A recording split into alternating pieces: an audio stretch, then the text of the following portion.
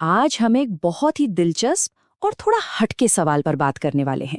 एक ऐसा सवाल जो है तो काल्पनिक, लेकिन ये हमें आस्था, न्याय और परम शक्ति की हदों के बारे में सोचने पर मजबूर कर देता है।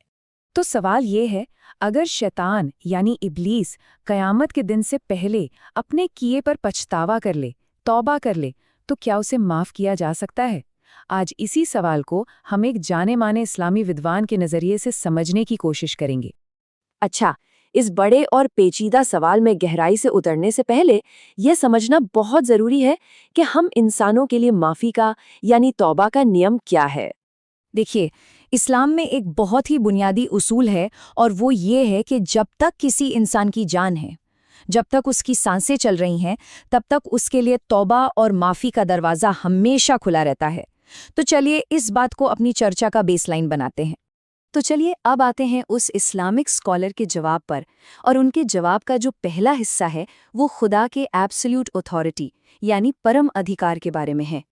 यहाँ विद्वान का नज़रिया बिल्कुल साफ है। वो कहते हैं, मैं कौन होता हूँ ईश्वर के अधिकार पर पाबंदी लगाने वाला? वह जिसे चाहे माफ कर दे।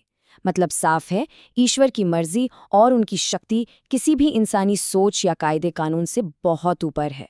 लेकिन कहानी यहीं खत्म नहीं होती। परम अधिकार के साथ साथ एक और बहुत जरूरी बात है, और वो है न्याय का वादा। वो विद्वान आगे कहते हैं कि ईश्वर ने खुद ये गारंटी दी है कि उनके हर फैसले में किसी के साथ भी जरा सी भी नाइंसाफी नहीं होगी। तो देखिए, हमारे पास दो चीजें हैं। एक तरफ किसी को भी माफ कर देने की असीमित शक्ति, और दूसरी तरफ ये पक्का वादा कि इंसाफ होकर रहेगा। तो असल में हम यहाँ दो बहुत बड़े आइडियाज को देख रहे हैं। एक है एब्सोल्यूट अथॉरिटी, यानी किसी को भी कुछ भी माफ कर देने की पावर, और दूसरा है न्याय का वादा, यानी ये गारंटी कि फैसला हमेशा फेयर होगा। यही वो दो चीजें हैं जिनके बीच ये पूरी बहस टिकी हुई है। तो वो विद्वान इस दुविधा को कैसे सुलझाते हैं? उनका नजरिया क्या है? पहली बात, कोई भी खुदा की शक्ति पर पाबंदी नहीं लगा सकता। दूसरी बात, हम इंसान सिर्फ न्याय की, इंसाफ की मांग कर सकते हैं। और तीसरी, सबसे अहम बात, खुदा ने खुद ये गारंटी दी है कि न्याय होकर रहेगा। तो अब इन दोनों आइडियाज को एक साथ रखते हैं और देखते हैं कि फाइनल नतीजा क्या निकलता है। तो आखिर में फैसला क्या है? शैतान को माफी मिल सकती है या नहीं? और यहीं पर इस स्कॉलर का जवाब बहुत गहरा हो जाता है। वो हाँ या ना में जवाब नहीं देते। उनका कहना है कि ये फैसला पूरी तरह से सिर्फ और सिर्फ ईश्वर का है।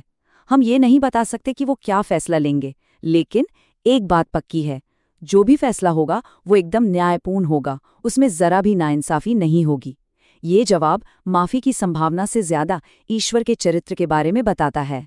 और ये पूरी बातचीत हमें एक बहुत बड़े सवाल के साथ छोड़ जाती है, सोचने के लिए, कि जब परम शक्ति यानी एब्सोल्यूट पावर खुद को परम न्याय यानी एब्सोल्यूट फेयरनेस के वादे से बांध ले, तो इसका मतलब क्या है?